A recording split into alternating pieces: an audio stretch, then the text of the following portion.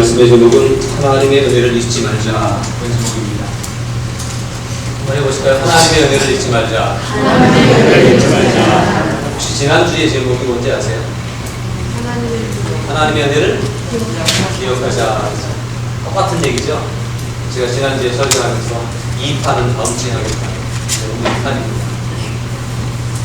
지난주의 내용이 기억나시죠? 사무엘하 9장에서의 말씀과 정확히 나누는데 다윗이 왕의 자리에 올라오고 이제 완전히 우리나라를 평정한 후에 사울의 집 사람을 찾습니다. 사울은 선왕이었고 상대왕이었고 그 먼저 왕이 이제 그 배를 물려서 왕이 된 게 아니라 다윗이 새로운 왕국을 건설하게 된 상황에서 사실은 이렇게 사울의 집을 사람을 찾는 이유가 있다면 일반적으로는 잡아서 몰살시키려고 그렇게 찾는 경우들이 대부분인 것입니다. 그러나 다윗은 그러려고 찾은 것이 아니라 선대하기 위해서, 배우하기 위해서 또 은혜를 베풀기 위해서, 은총을 베풀기 위해서 그렇게 했다. 이것이 바로 다윗과 이 무비보셋의 관계 속에서 하나님과 성도의 관계를 우리가 잘 붙잡아야 된다는 말씀을 드렸습니다. 다윗이 은총을 베풀기를 원했던 것은 무엇이 있었기 때문이냐면 요나단과의 약속으로 말미암아 은혜를 베풀어야만 했던 거예요. 하나님 우리에게 주신 약속의 말씀 때문에 우리가 은혜를 베푸신다라고 하는 말씀인 것입니다. 그래서 이제 사람을 찾는데 시바라고 하는 사울의 종이 오게 됐죠. 그리고 그에게 묻는 거예요. 사울의 집에 아직도 남은 사람이 없느냐 물어보니까 그 시바가 한 얘기가 한 사람이 있긴 있는데 요나단의 아들이 있는데 다리를 저는 자입니다. 이것을 설명하면서 제가 이런 의미가 있을 수 있다라고 말씀을 드렸죠. 사울의 집이라고 하는 의미는 어떤 거예요? 이제 새로운 왕이 세워졌으니까 쓸어버려야 될 존재들. 그럼에도 불구하고 그에게 은혜를 베푸는 다윗은 마치 예수님의 경우와 같다. 또 사울의 집일 뿐만 아니라 그는 다리를 저는 사람이었는데 다리를 저는 자는 어떤 사람이라 했어요?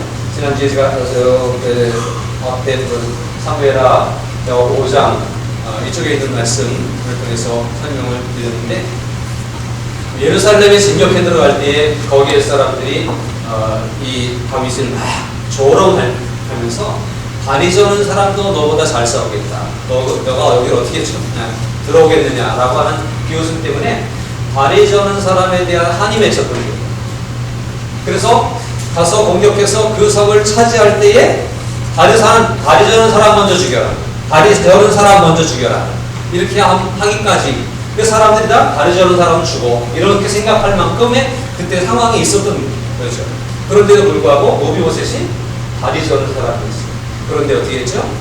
다윗은 그를 다리 전다고 미워하지 않고 사울의 집이어서 사울의 집 사람이어서 죽어마땅하지만 살려주시고 또 다리 저는 사람 미워하는 사람이지만 그를 살려주는 그 이유는 요나단과의 약속 때문이었다라고 하는 거예요. 그래서 그를 죽이지 않고 살려줄 뿐만 아니라 너는 항상 왕자처럼 내 집에서 내 상에서 함께 먹자라고 하는 이렇게 은혜를 주었고요. 그 무비보셋은 쭉 지내면서 다윗과 함께 왕자처럼 다윗의 상에서 먹었던 거예요. 그런데 나중에 보니까 말했어요. 그는 두 발을 다 절더라. 이 얘기를 또 얘기하면서 두 발을 저는 연약함이 있고 허물이 있고 약점이 있고 문제점이 많지만 여전히 왕의 상에서 먹고 있더라라고 한 얘기는 오늘 우리들이 어떻게 바라봐야 되냐면 우리들의 모습이 여전히 구원받았다고 말하면서도 내가 믿음이 있더라고 얘기하면서 여전히 허물이 있고 약점이 있고 또 여전히 하나님 앞에 범죄하는 존재이지만 그럼에도 불구하고 이렇게 주의 상에서 예배할 수 있고 말씀을 나눌 수 있고 은혜를 경험할 수 있다고 하는 것은 은혜 중에 은혜요 복 중에 복인 줄로 믿습니다. 그래서 이 은혜를 늘 마음속에 품고 간직하고 살아갈 수 있으면 좋겠어요. 이제 이렇게 얼마나 행복했겠어요. 이렇게 지나다가 참 늘 편안하고 아무 일 없고 행복한 일만 책임졌는데 그렇지 않다라고 하는 사실이에요. 다윗이 얼마나 정치를 잘했고 다윗이 얼마나 믿음이 좋았고 그랬습니까? 하나님 마음에 속 드는 그런 믿음 생활을 했고 그 정치를 하면서도 하나님 마음에 들도록 정치를 했었거든요. 그럼에도 불구하고 이런 다윗에게도 어려운 일들이 생기는데 많이 있겠지만 압살롬이라고 하는 다윗의 아들이 반역을 이루는데 아주 치밀하게 계획하고 준비해가지고 다윗이 꼼짝 못하고 울면서 맨발로 왕궁을 피해가야 될 만큼의 상황이 벌어졌던 거예요. 16장에 보면, 우리가 지금 19장을 보고 있는데 16장에 보면 거기에서 다윗이 이렇게 울면서 도망갑니다. 그런데 그래서 이제 압살롬이 와서 왕의 자리에서 왕궁을 어느 정도 다스리고 압살롬의 왕국이 되어져 있었던 상황 가운데 또 그게 끝나는 게 아니에요. 하나님은 반드시 다시 회복시켜 주시잖아요. 오늘 19장에 와서는 다시 다윗이 이렇게 예루살렘으로 다시 진격해 들어오고 이제 압살롬과 군병들을 내쫓고 다윗이 다시 왕국을 차지하는 그런 과정 가운데에서 오늘 누굴 다시 만났냐? 모비보셋을 만나요. 근데 모비보셋을 왜 다시 만났냐면 다윗이 피난 갈 때 원래 모비보셋은 함께 피난을 갔었어야 됐어요. 그냥 한 식구처럼 지냈고 은혜를 받자고 다윗 편이니까. 근데 피난을 가려고 했는데 그 종 시바가 이 다리 저는 모비보셋이 그냥 못 쫓아가니까 나귀를 타고 쫓아가려는데 나귀에 안장을 쥐고 짐 싣고 모비보셋을 두고 그냥 다윗에게로 가서 다윗을 공개한 거예요. 다윗에게 막 피난 가는 길이지만 좀 요기하고 가십시오. 이렇게 챙겨주니까 다윗이 마음에 좀 뭐랄까요, 잠깐의 행복이 있었던 거죠. 내가 이런 처지인데도 나를 챙겨주는 날에서도 위로를 받고 거기서 뭐라냐면 내가 그동안 관리하던 거 너 다 가져라. 그 누구 거였어요? 모비보셋 것이었죠. 근데 그것을 모비보셋은 안 따라왔고 시바만 따라왔다고요? 그러니까 모비보셋 것을 너 다 가져라. 왕이니까 그렇게 할 수 있잖아요. 그렇게 주고 나서 갔는데, 그러니까 다윗 마음속에 모비보셋이 왜 안 따라왔을까? 라고 하는 생각을 가지고 있었던 거고, 다윗이 예루살렘으로 진격해 다시 들어온다고 하는 얘기를 듣고 모비보셋이 얼른 뛰어나가서 맞이하는데, 그 장면이 오늘 우리가 보는 말씀이에요. 근데 이 다윗 왕을 다시 맞이하는 모비보셋의 그 마음과 행동과 고백과 이 속에 하나님의 은혜를 기억하는 성도는 이런 믿음이면 좋겠다. 하나님의 은혜를 경험하고 하나님의 은혜를 따라 살아가는 성도는 이렇게 살아갔으면 좋겠다 라고 하는 것들을 우리가 함께 생각해 볼 수 있습니다. 자, 모비보셋은 어떤 사람이었는가? 하나님의 은혜를 기억하고 하나님의 은혜를 잊지 않는 사람은 어떤 사람인가? 모비보셋을 보니까 첫 번째, 신의를 지키는 사람입니다. 믿음과 의리를 지키는 사람이다라고 하는 얘기입니다. 금방 말씀드린 것처럼 사실은 모비보셋은 다윗이 피난 갈 때 따라붙지 못했어요. 그런데 그건 원래 마음은 그렇지 않았잖아요. 따라붙으려고 했는데 자기가 몸이 불편하니까 못 따라붙었던 거예요. 그리고 그 종이 이제 중간에서 모함을 해가지고 못 따라갔던 거죠. 그럼에도 불구하고 그러면 그냥 남았다고요. 예루살렘에 남았다고요.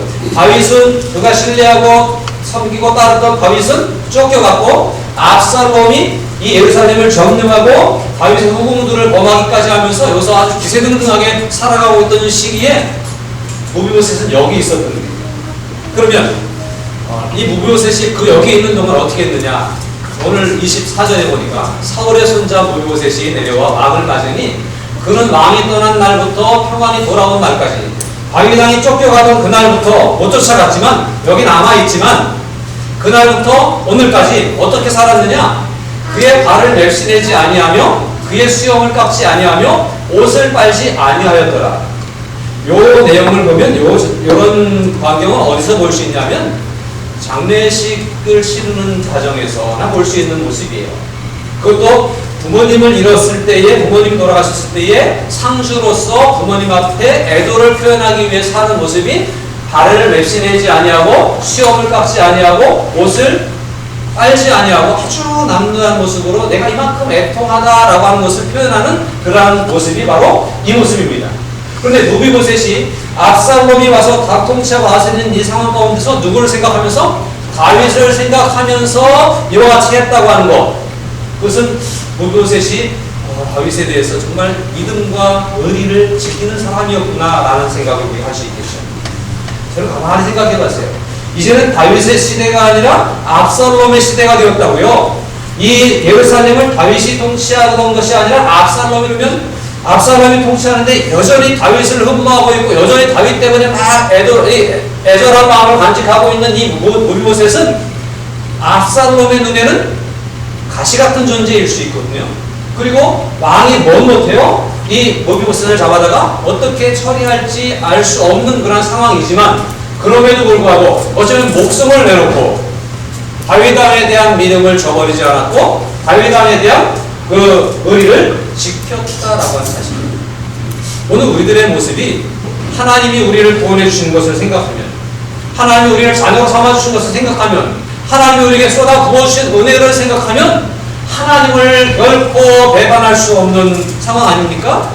상황이 바뀌어도 시대가 달라져도 힘든 일이 벌어져도 하나님에 대한 우리의 믿음을 신의를 지킬 수 있는 그런 하나님의 성도들이 될 수 있기를 바랍니다. 코로나 때문에 어렵습니다. 그럼에도 불구하고 우리의 마음은 하나님을 향해서 흔들리지 않고 변하지 말아야 됩니다. 홍수가 앞길을 가로막습니다. 그럼에도 불구하고 건너가지 못하는 이런 모비보셋처럼 건너가지 못하는 불상사가 생길지라도 마음만큼은 우리 행동만큼은 하나님을 향해서 신의를 지킬 수 있는 그러한 우리들이 되어야 할 것입니다. 오늘 혹시 영상을 통해서 참여하는 분들이 집에서 마음 졸이고 있지만 그러나 이 마음만큼 하나님 앞에 여기 있는 우리만큼 못지않게 지킬 수 있어야 할 것입니다. 하나님 앞에 신의를 지키는 성도가 되시기를 주님의 이름으로 축복합니다. 다음으로 모비보셋은 어떤 사람이었냐? 자기 부인의 삶을 사는 사람입니다. 이 자기 부인이라고 하는 말씀을 우리가 아무든지 나를 따라오려거든 자기를 부인하고 자기 십자가를 지고 나를 쫓을 것이니라. 주님의 하신 말씀이 있잖아요. 그런데 그 자기 부인 그때 많이 쓰는데 이 자기 부인이 도대체 뭐냐라는 거죠. 여러분 자기 부인이 잘 되십니까? 모비보셋의 자기 부인의 모습을 한번 보겠습니다. 사무엘하 19장 27절이에요. 앞에서 24절에서 얘기한 것처럼 모비보셋은 정말 신의를 지키고 다윗에게 의리를 지키고 힘들지만 보이지 않지만 다윗이 못 보지만 의리를 지키고 정말로 다윗을 생각하면서 살았어요. 그런데 이렇게 다시 만났을 때 다윗이 첫 번째 묻는 얘기가 25절에 가서 뭐라 그러냐면요. 27절을 제가 열었는데 여러분이 25절을 보시면 다윗이 모비보셋을 보자마자 모비보셋이 다윗이 나가서 막 쫓아나왔는데 모비보셋을 보자마자 너 왜 나와 같이 가지 않았냐. 가만히 보면 그러니까 다윗 왕을 생각하면서 얼마나 목숨이 왔다 갔다 하는 상황 가운데서 믿음을 지키고 신의를 지키기 위해서 얼마나 노력을 했는데 알아주지도 않고 보자마자 다윗 왕이 하는 얘기가 너 왜 나 안 따라왔어? 이건 뭐예요? 뭔가 좀 꼬집는 얘기잖아요. 우리가 혹시 신앙생활 하면서 그럴 때 없습니까? 나는 나름대로 마음을 다해서 성실껏 했는데 누가 못 봤어요. 그리고 또 다른 사람이 잘 모르는 사람이 아주 내 그때 안 왔냐고 왜 그때 못했냐고 이럴 때 우리 속상할 때 있잖아요. 그런데 이 속상한 것을 버리는 게 자기 부인이에요. 안 알아주는데도 불구하고 하나님 아십니까? 이렇게 할 수 있는 게 자기 부인이라는 거예요. 모비보셋에게 와서 다윗 왕이 나와 함께 가지 않았느냐라고 할 때 속상할 수 있지만 그러나 모비보셋은 그 상황 가운데 이렇게 얘기합니다. 대답하되 내 주 왕이여 왕의 종인 나는 다리를 절구로 내 나귀에 안장을 주어 그 위에 타고 왕과 함께 가려 하였더니 내 종이 나를 속이고 종인 나를 내 주와 함께 모함하였나이다. 뭐라고 했는지 아세요? 그때 시바가 다윗 왕을 쫓아와서 막 먹을 것을 공개하면서 모비보셋은 어딨냐 그랬더니 모비보셋이 하는 말이 이제 다윗 왕이 쫓겨났으니 우리 할아버지가 가지고 있던 왕권을 내가 다시 회복하겠다.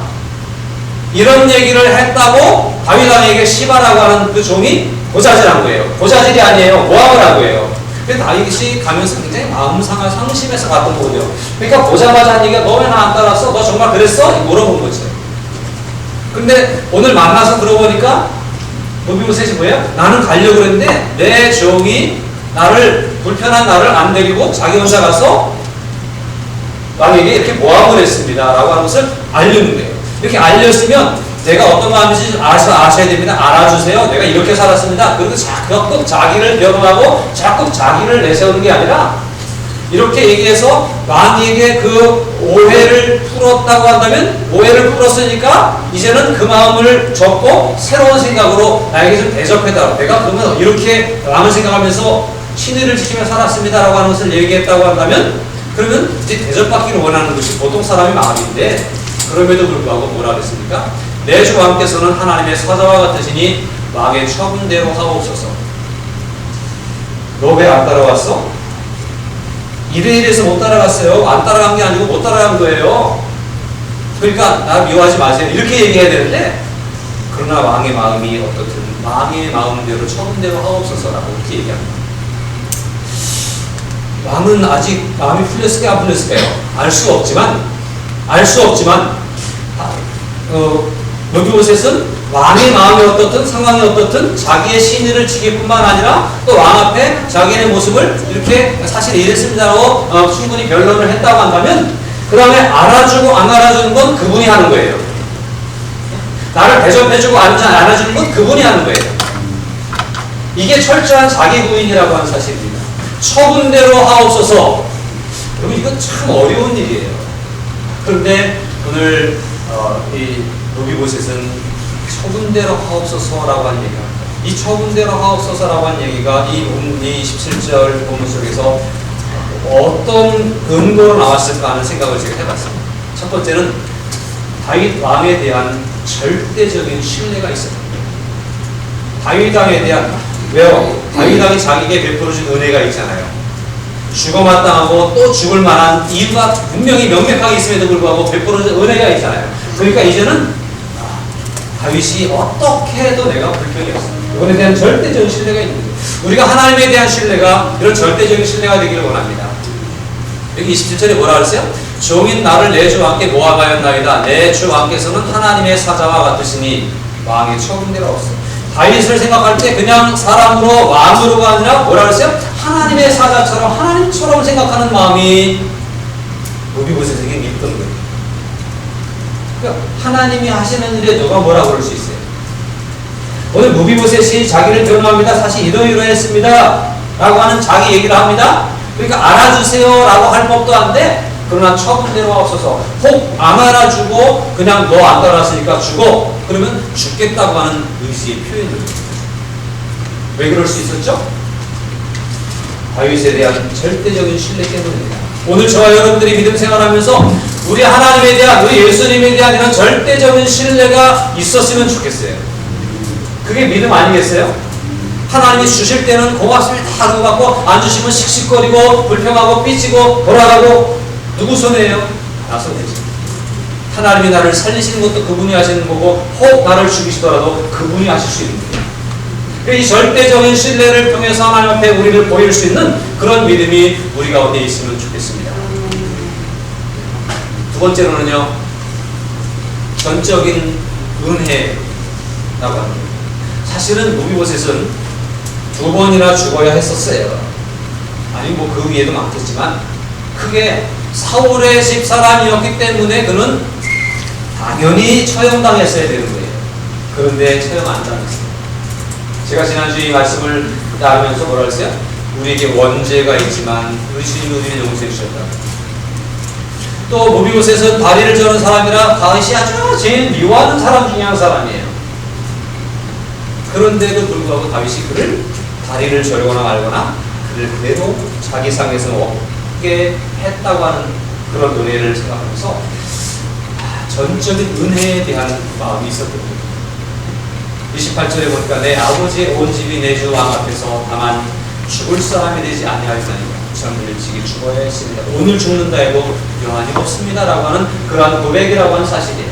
저와 여러분 어떻습니까? 우리는 죄로 인해 이미 죽은 자 되었던 우리들이었지만, 예수님의 십자가의 구속의 은혜로 말미암아 우리가 구원받았고 새 생명을 공급받은 줄로 믿습니다.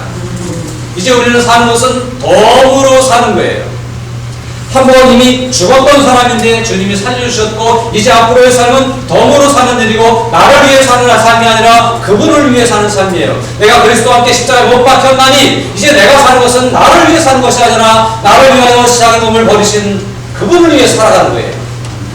그것이 오늘 우리들의 믿음이라고 하는 거예요. 전적인 은혜를 생각하면 이렇게 할 수 있는 거예요. 그래서 저는 이미 죽을 사람이었었습니다. 그러니 이미 은혜 충분히 받았습니다. 처분대로 하옵소서 라고 말할 수가 있습니다. 세 번째로는요, 받은 은혜에 대한 자족하는 마음이 있어요. 이미 받은 것이 이미 충분해요. 오늘 또다시 압살롬의 그 통치 속에서 얼마나 마음 졸이며 살았을까요? 그런데 다윗이 돌아오니까 알아줬음 바라고 다윗이 다시 회복시켜 주시기를 원하는 마음이 있고, 또 다윗이 떠나가면서 그것을 뺏어갖고 누구에게 줬어요? 재산을 시바에게 줬잖아요. 그러다 다시 보상받기를 원하는 마음을 가질 수 있지만, 그런 보상 같은 거 생각하죠. 자족하는 마음. 이미 과거에 여기까지 받은 은혜가 너무나 크다라고 하는 생각 가지고 자족하는 마음을 간직하고 있었던 거예요. 여기 뭐라 하냐면, 종을 왕의 상에서 음식 먹는 자 가운데 두셨사오니, 28절의 말씀 가운데 왕의 상에서 음식 먹게 한 것, 그거 생각하면 지금 죽어도 여한이 없습니다. 너무너무 감사합니다. 어떻게 나 같은 사람을 그렇게 하실 수 있어요? 하나님께 내가 받은 복이 너무나 큽니다. 그러면서 고백하고 있는 거예요. 그래서 자족할 줄 알아야 됩니다. 우리의 마음 가운데 늘 주님의 은혜에 대한 자족하는 마음이 있었으면 좋겠습니다. 고린도전서 10장 9절에 보니까 나에게 이르시기를 내 은혜가 네게 족하도다 라고 이렇게 주님이 음성을 들으셨다는 거예요. 이건 무슨 얘기냐면, 바울이 여러 가지 약함이 있잖아요. 질병을 안고 있잖아요. 그래서 하나님 좀 도와주세요. 하나님 나 좀 복음 전하는 일에 불편하고, 이 눈물 찔찔을 흘리고 보기도 흉하고, 또 때로는 고통스럽고, 이게 좀 고쳐주세요라고 간절히 기도를 여러 번 했는데, 하나님이 그때마다 들려주시는 음성이 뭐냐면, 내가 받은 은혜가 이미 족하다. 혹시 불편해도, 혹시 어려움이 있어도 너 과거에 죽을 걸 살려줬는데 족한 줄로 알고 살아라. 이렇게 음성을 들려주신다는 거예요. 그래서 바울은 내 은혜가 내게 족하다. 내 은혜가 내게 족하다라고 하나님의 음성을 듣고, 그렇지, 내가 뭘 더 바래. 이러면서 믿음 생활을 했다고 하는 거예요. 여러분, 족한 줄로 여길 줄 아는 자족하는 마음을 가지는 성도가 되시기를 주님의 이름으로 부탁을 드립니다. 한 가지 더 살펴볼게요. 무익한 종이라는 생각을 가지고 있었습니다. 우린 주님의 종으로 살아갑니다. 그런데요, 뭘 대가를 바라고 섬기는 건 아니에요. 간혹 우리가 이런 성경 설교를 들으면서도 가끔 이런 때가 있어요. 기왕이면 우리 인생의 투자를 믿음에 투자합시다 라고 할 때에 맞는 얘기인데, 잘못 생각하면 투자라고 하는 건 뭐죠? 오늘 주님 앞에 하나 예배 드리는 것이 믿음의 투자인 줄로 믿습니다. 그런데 뭘 거두시려고 하는 생각이 혹시 앞서십니까? 거둘 수도 있어요. 투자를 잘하면 본의 아니게 거둘 수도 있어요. 생각지도 않게 강남에 집을 사는데 5억씩 9억씩 생각지 않게 사는데 그런 사람들도 있다고요. 우리도 그런 복이 좀 있었으면 좋겠어요. 여긴 그렇게 안 오르나 모르겠어요. 정혁이가 이번 휴가에 강남 가세요. 왜? 집 사러 가지. 웃으면서 하는 얘기인데, 투자를 하면 보상을 바라고 하는 게 사실입니다. 그리고 이 믿음의 투자는 보상을 바라고 한다기보다, 우리가 하나님을 위해서 시간을 드립니다. 물질을 드립니다. 온 몸을 희생해 드립니다. 주의 일에 열심을 다해서 인생을 바칩니다. 그럼에도 불구하고 그렇게 충성스럽게 일하며 주님의 종으로 쓰임받음에도 불구하고 나는 무익한 종이라고 말할 수 있어야 됩니다. 28절을 계속 봅니다. 맨 마지막에 뭐라 하냐면, 내가 이미 받은 은혜가 이렇게 큰데 내게 아직 무슨 공의가 있어서 다시 왕께 부르실 수 있사오리이까. 뭘 달라고 할 수 없다는 거예요. 아니, 안 주셔도 돼요 라고 하는 마음을 가지고 있는 거예요. 신의를 지켰습니다. 잘했습니다. 그리고 억울함도 풀었습니다. 그럼에도 불구하고 더 이상 바랄 것도 없습니다. 우리가 가만히 생각하면, 야, 무비보셋이 대단히 믿음을 잘 지켰거든요. 그럼에도 불구하고 내게 무슨 공의가 있어. 공의가 없는 게 아니에요. 수고가 없는 게 아니에요. 잘했는데 이것을 받은 은혜와 비교해보면 아무것도 아닌 거예요. 오늘 저와 여러분들이 주님을 섬기면서 때로는 힘들 때도 있고 정말로 우리가 열정을 쏟을 때도 있습니다. 그래서 사람들이 우리에게 잘했다고 할 때도 있고 뭐 안 알아줄 때도 있지만 참 스스로 뿌듯할 때도 있습니다. 참 잘했다, 수고했어, 이럴 때가 있습니다. 그러나 이 위대한 수고가 하나님이 우리에게 주신 은혜와 비교해 볼 때 과연 자랑할 만한 것인가? 내놓을 만한 것인가? 라고 하는 얘기죠.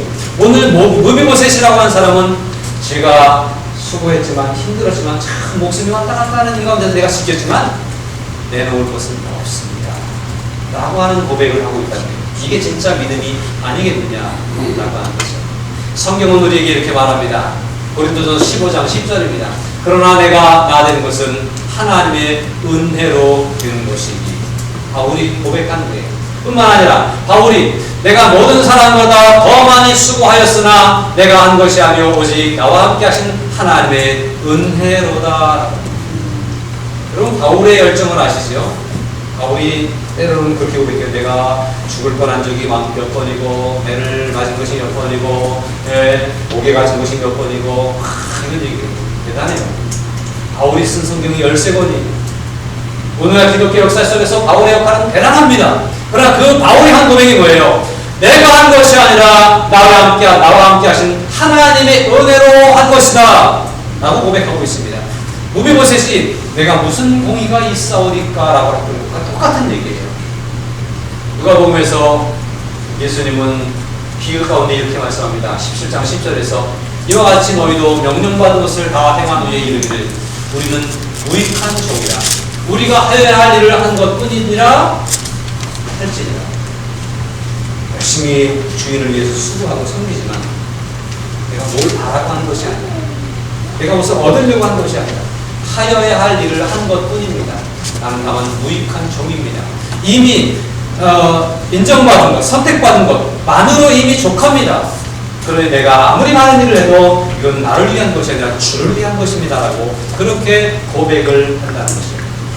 여러분 무비보셋의 이 믿음이 무비보셋의 이 28절에서의 고백이 우리의 믿음 생활에서 구구절절 또 삶의 현장 구석구석에서 고백되어지고 되새겨질 수 있는 그런 믿음이 될 수 있기를 바랍니다.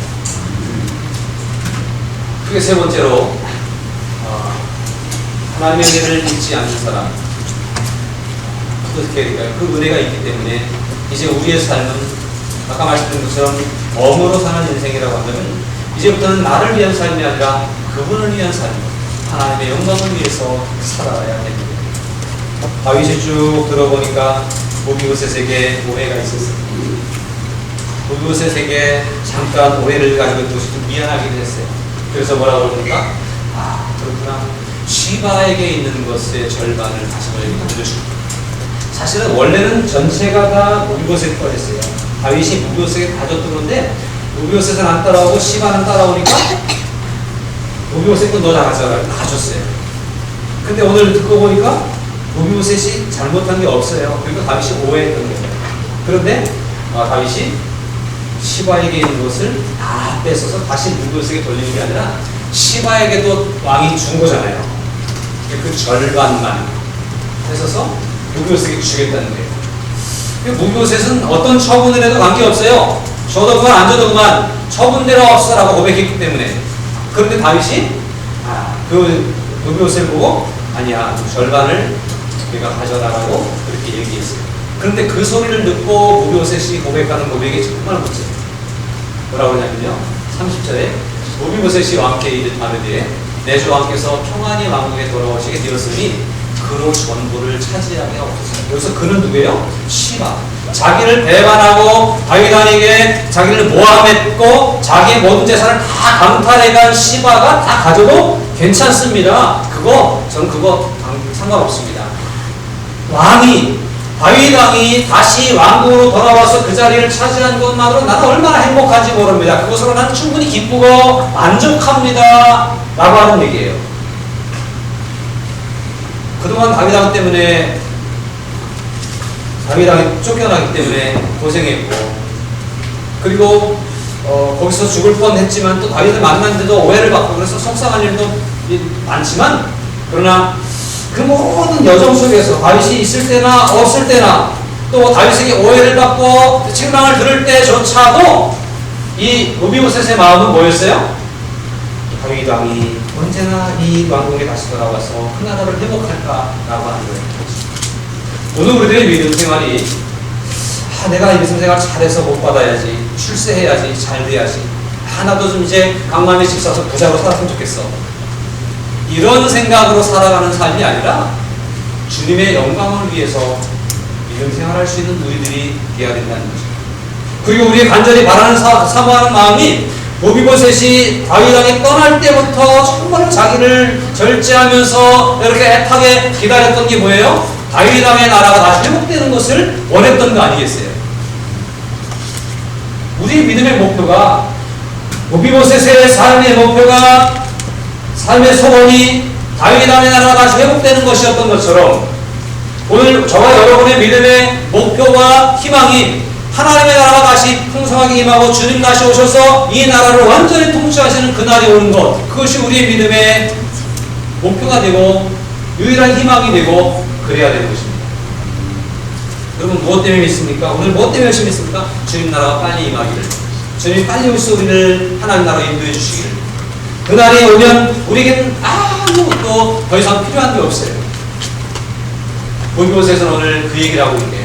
내 주 왕께서 평안히 왕국에 돌아오시게 되었으니, 주님 나라가 임했으니, 주님 역사가 이루어졌으니, 하나님의 교회가 부흥됐으니, 하나님의 백성들이 늘어났으니, 하나님의 일이 펼쳐졌으니, 하나님의 복음의 선교가 이루어지고 있으니, 내 재산을 좀 내놨어도, 내 시간을 좀 투자했어도, 내가 많이 고생했어도 보상 안 받아도 괜찮습니다. 이 얘기는 좀 여러분 부담스러워 하시는 것 같아요. 표정을 보니까 하나 보상도 받고 싶은데 그러십니까? 그러나 우리 근본적인 문제가 여기에 있었으면 좋겠어요. 주님이 우리를 창조하신 목적이 인생을 통해서 영광 받으시기 위해서, 찬양 받으시기 위해서, 목소리로만 찬양하는 게 아니라 우리 마음이 주님을 이렇게 위해드리고 원할 때 그게 진정한 찬양이 될 수 있는 것이죠. 고린도서 12장 31절에서 그런즉 너희가 먹든지 마시든지 무엇을 하든지 다 무엇을 위하여? 하나님의 영광을 위하여 하라. 우리의 존재는 하나님의 영광을 위해 창조된 존재인 줄로 믿습니다. 이 험한 세상 가운데서 우리를 구원해 주신 것은 하나님께 영광 돌리는 존재로 살도록 하기 위해서 먼저 구원해 주셨고, 힘들지만 오늘 우리에게 믿음으로 살도록, 기도하며 살도록 하시는 주님은 영광 받으시기를 원하고 계십니다. 그러므로 영광 돌리는 주님의 자녀로, 주님의 백성으로 살아갈 수 있기를 바랍니다. 베드로전서 1장 12절 13절에도 그러므로 너희가 이것을 알고 이미 있는 진리에 서 있으나 내가 항상 너에게 생각나게 하려 하노라. 은혜 안에 이미 있어요. 그런데 자꾸 생각나게 하기 위해서 바울이 또 얘기하고 또 얘기한다는 거예요. 은혜를 자꾸 잊어버리거든요. 우리가 살면서 자꾸 망각하거든요. 자연스럽게 뭘 내가 취하려고 하고 자연스럽게 내 길을 가고 있거든요. 근데 바울이 오늘 말씀을 주면서 너희가 이미 은혜가 있고 이 은혜를 알지만, 가르치면 알고 있어요 라고 얘기하지만, 그러나 또 생각나게 하기 위해서 오늘 또 얘기한다는 거예요. 내가 항상 너희에게 생각나게 하려 하노라. 내가 이 장막에 있을 동안에 너희를 일깨워 생각나게 함이 옳은 줄로 여기노니, 내가 죽기 전에 자꾸 너희를 일깨우고 격려하고 부축해서 은혜를 자꾸 생각나게 만드는 것이 내 목표다. 바울은 그렇게 얘기하면서 말씀을 전하고 있습니다. 여러분, 하나님의 은혜가 자꾸 떠오르시길 바랍니다. 구원받은 은혜가 자꾸 생각날 수 있어요.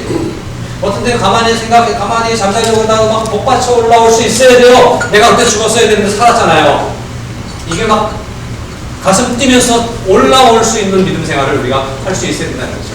베드로전서 3장에 보니까, 베드로 3장 18절에 보니까 오직 우리 주 곧 구주 예수 그리스도의 은혜와 그를 아는 지식에서 어떻게 해가라? 자라라는 거예요. 성장해 가야 됩니다. 자꾸 은혜가 생각하면 은혜가 자꾸 커지는 거예요. 은혜를 자꾸 생각하면 은혜가 자꾸 커져요. 생각하면 생각할수록 자꾸 가슴이 불어올라요. 근데 자꾸 잊어버릴수록 자꾸 묻혀져요. 언제 그랬나 싶어지는 거예요. 그래서 주님은 우리가 은혜 안에서 살아가기를 원하시고 있음을 기억하시기 바랍니다. 하나님의 은혜를 기억하고 하나님의 은혜를 잊지 않고, 오늘 모비보셋의 믿음과 같은, 모비보셋의 삶과 같은, 그의 고백과 같은 그런 믿음의 고백들이 우리에게도 있기를 바랍니다. 첫 번째, 모비보셋은 신의를 지키는 사람이었습니다. 우리도 신의를 지키는 성도가 될 수 있기를 바랍니다. 두 번째로, 자기 부인을 할 수 있었어요. 자기 부인이라고 하는 것이 되기까지는 나보다 그분이 우선이었기 때문에, 나보다 다윗이 먼저였기 때문에 내가 나를 부인할 수 있었던 거예요. 그분이 내게 주신 은혜가 컸고, 그분이 내게 베푸신 은혜가 너무나 많았고, 그분이 내게 주신 복이 많아서 부족함이 없다고 생각했기 때문에, 자족했기 때문에 자기 부인이 됐기 때문에 더 이상 욕심을 부리지 않을 수 있었던 거예요. 이런 믿음이 우리의 믿음이 되길 바랍니다. 마지막으로 우리의 삶이 오직 하나님의 영광을 하면서 주님의 영광을 위해서 살아가는 우리 모두가 될 수 있기를 주님의 이름으로